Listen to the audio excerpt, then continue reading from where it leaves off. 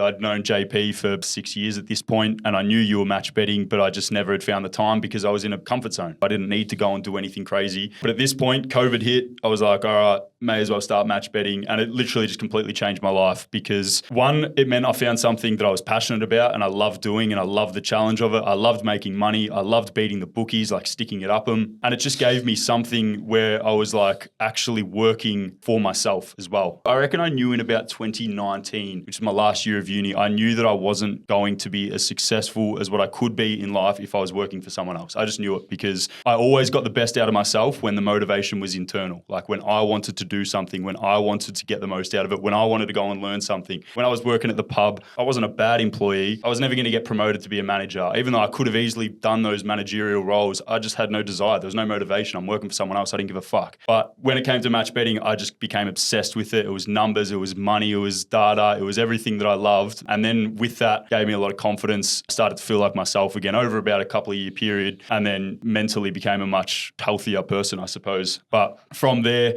made sort of 40 or 50 grand in my first 6 or 7 months match betting. I still remember getting all the deposit offers, making 2 grand in the first sort of couple of weeks. I was like, how good is this? I was telling people, and I could just tell people were looking at me funny, like, what the hell? Like, this guy's gone from engineering to working in Berlin to now he's coming home and punting. And it was like, this guy's like lost the plot. That was the general gist that people were giving me. And I was like, I knew it was working. I was living at home with mum and dad, and they just trusted that what I was saying was correct. I was never going to lose my life to gambling. Like, I'm too sensible in that sense, I suppose. Although I did love to punt, don't get me wrong, but I always knew when to stop it. But yeah, $2,000 off deposit offers. Then I started doing the horse promo method, and that started working. I remember the first day I did that, I made $160 on the first day doing that. And I was like, fuck, this actually does work.